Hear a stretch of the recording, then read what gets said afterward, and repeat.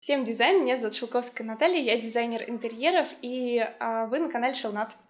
Сегодня я вам предлагаю пообщаться на тему гардеробных и их создания. Это видео будет полезно тем, у кого есть мечта или идея создать свою гардеробную, но он не знает, с чего начать, потому что эти все вешалки, полочки, количество брюк, это все напрыгивает, и ты просто даже не знаешь, за что хвататься. Если у вас вот такая вот ситуация, то я вам помогу немножко, создам для вас структуру мысли, и вам уже будет значительно проще размышлять в этом направлении. Поехали!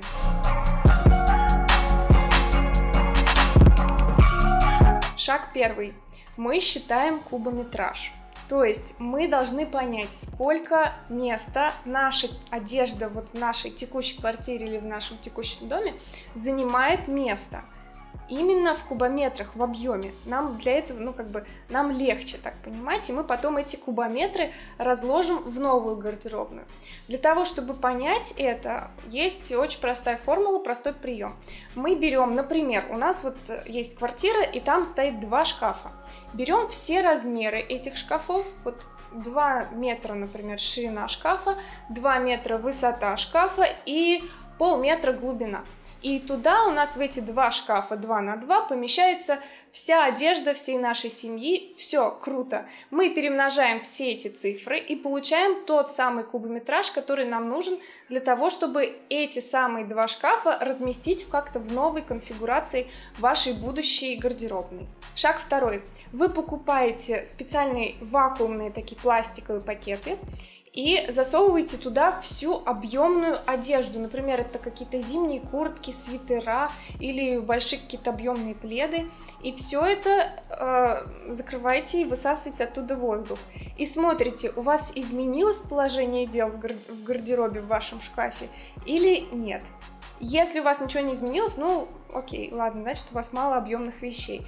Но если у вас изменилось положение дел, и, например, вам стало казаться, что вам второй шкаф вообще не нужен теперь, то все-таки стоит вам использовать вот такие вот вакуумные пакеты и, возможно, гардеробную сделать меньше и оставить больше места для жизни. Это будет правильным решением. Третий шаг. Мы определяемся с планировкой по полу. И здесь нам нужно выделить две зоны. Это зона непосредственно хранения одежды и зона потоптаться, либо зона прохода. Так вот, зона для хранения одежды обычно имеет глубину 50-60 сантиметров. Но если мы развесим вешалки не в привычном порядке, а фронтально, то мы тогда можем сократить вот это расстояние чуть ли не до 30 сантиметров. Иногда это очень полезный прием, особенно если получаются какие-то узкие проходы, то можно расположить вот вешалки таким образом. Ну, в общем, вы запомнили, стандартный размер шкафа, он 50-60 сантиметров. Больше делать, вопрос. Меньше стоит разворачивать плечики. На проходы заложите тоже около 60-70 сантиметров. Это минимум, это минимальный размер, где может пройти человек. Потому что размер плечей человека, стандартного такого, около 50 сантиметров. У меня вообще, наверное, около 40. У среднего такого человека, у него 50 сантиметров плечи. Так вот, протиснуться он может вот в такой вот минимальный проем или даже проход 60 сантиметров. Если вы можете сделать его больше, лучше делать его больше, потому что будет комфортно повернуться или, может быть, даже одеться в такой гардеробной. Чем шире проход, тем больше там можно делать. Не только зашел и вот так вот перед лицом, когда у тебя какая-то вещь, и ты не видишь, не можешь все это оглядеть, а ты можешь отойти подальше, выбрать, охватить взглядом все, что происходит у тебя в гардеробной, выбрать нужную вещь, и одеть ее на себя, и, возможно, даже поставить зеркало и посмотреть, как ты выглядишь в этом зеркале. В общем, если есть возможность расширить эти проходы, то лучше их расширять для вашего комфорта. А что касается планировки гардеробных, где у вас возникает только квадратик подоптаться, а не проход, то вам нужно заложить 80 на 80 сантиметров. Это вот минимальный размер вот такого квадратика на подоптаться.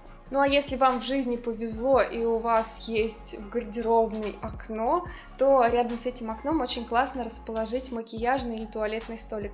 просто потому что благодаря дневному свету ты тональный крем или другие какие-то пигменты макияжные лучше контролируешь, лучше чувствуешь и красивее будешь.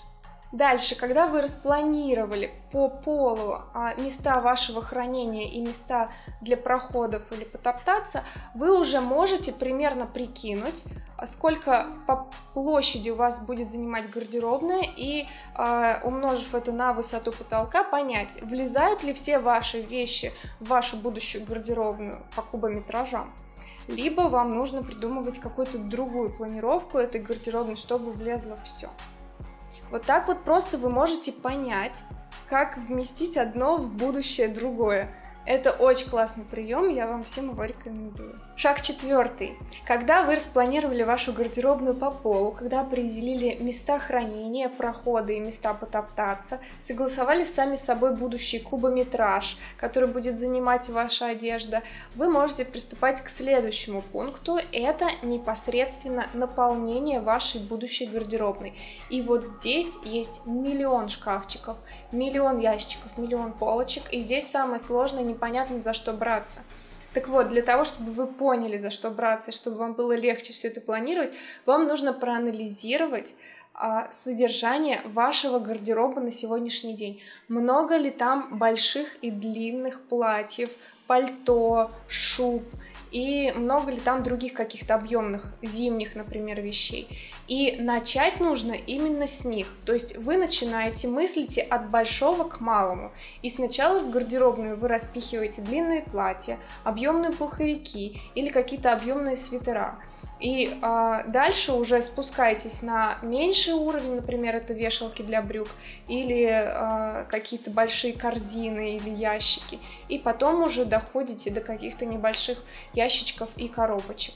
И вот так вот у вас получится все пространство гардеробной использовать максимально эффективно и рационально. И теперь давайте поговорим непосредственно про полочки, ящики, штанги и чем мы можем наполнить нашу гардеробную. В первую очередь мы же идем от большего к меньшему. Мы должны вспомнить про штанги и так называемые пантографы. Это такие штанги с ручками, которые вот так вот можно выдвинуть на себя и, например, разместить штангу очень высоко, но с помощью вот такой вот ручки спустить ее на себя и удобно воспользоваться, достать одежду. Вот, в общем, для обычных штанг, если вы используете обычные штанги, то вам нужно примерно для курток, для кофт, для пиджаков около метра заложить пространство, а если вы используете какие-то штанги для длинных платьев и пальто, то вам нужно учитывать размер где-то 165-175 сантиметров. И тогда у вас не будут ваши длинные платья, ваши пальто и шубы мяться внизу, и все будет, в общем-то, в таком состоянии храниться, что не нужно это гладить или как-то дополнительно еще упаковывать.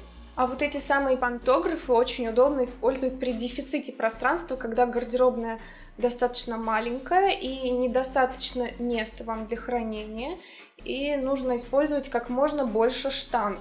Так вот, если у вас дефицит этих штанг, вы ставите наверх этот пантограф, и при этом вам бы желательно еще учитывать, что когда вы пользуетесь этим пантографом, когда вы тянете за ручку, он, скорее всего, выдвигается на вас, и вы как бы должны отойти от этого пантографа, то есть сзади вас должно быть еще место.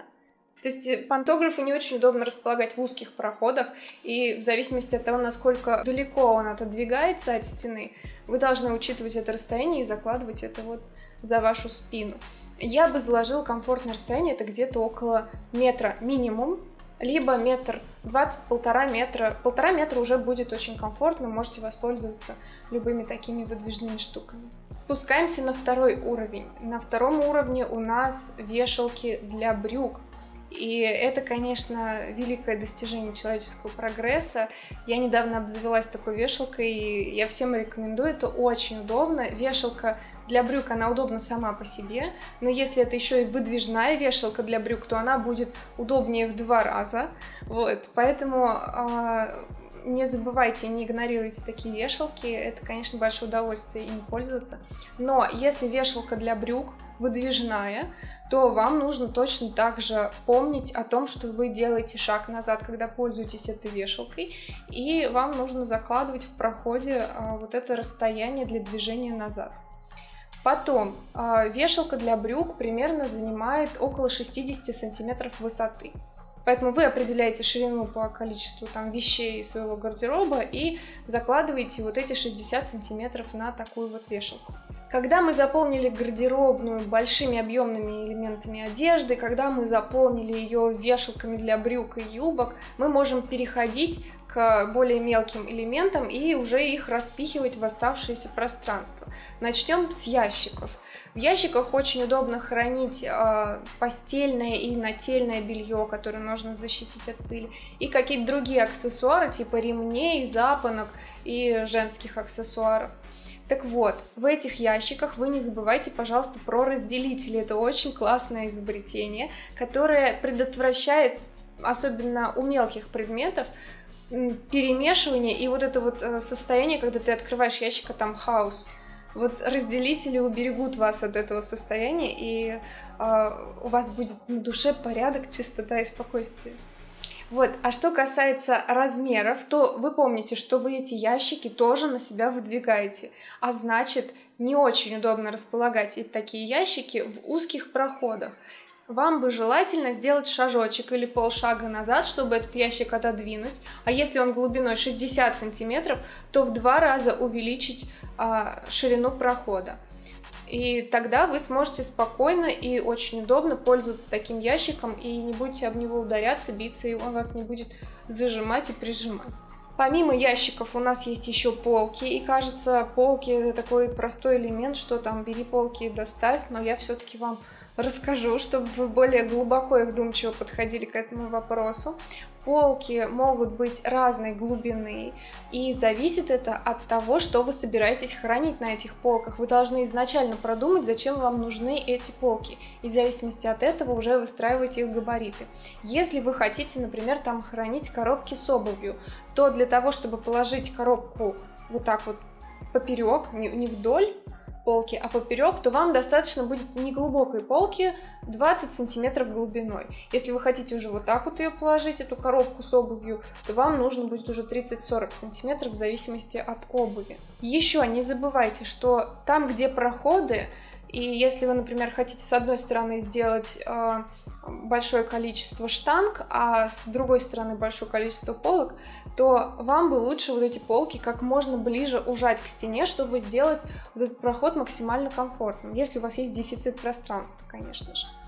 Вот, но если у вас полки доходят до потолка, то очень логичное решение сделать на потолке, около потолка, вот эти антресольные полки глубокие, такую конструкцию, куда вы можете прятать вещи, которыми вы не очень часто пользуетесь. И, кстати, туда отлично встают чемоданы, про которые все регулярно забывают. Все постоянно забывают, что у них есть чемоданы, с которыми они путешествуют, и потом при планировании гардеробных не находят там место для этих чемоданов, а вот вы будете помнить, что у вас есть чемодан, и вы можете его положить вот на такую вот верхнюю антресольку. Кстати, внутри чемодана тоже место может не пропадать, и вы можете там хранить какие-нибудь шляпки. Так что не думайте, что место вот это пропадет, и вы уменьшили свой кубометраж. Ничего вы не уменьшили. Просто вы помните про то, что у вас есть габаритный чемодан. В гардеробных также могут располагаться корзины и коробки. Корзины могут быть простыми или выдвижными, оснащены различными откидными механизмами. В общем, это очень удобно для хранения вещей, которые не требуют глажки. А коробки могут быть использованы для чего угодно, в зависимости от размера. Это вы, конечно же, сами решаете. Но я вам даю совет такой маленький. Конечно, наверняка все о нем знают, но вдруг кто-то один не знает, и ему покажется это полезным.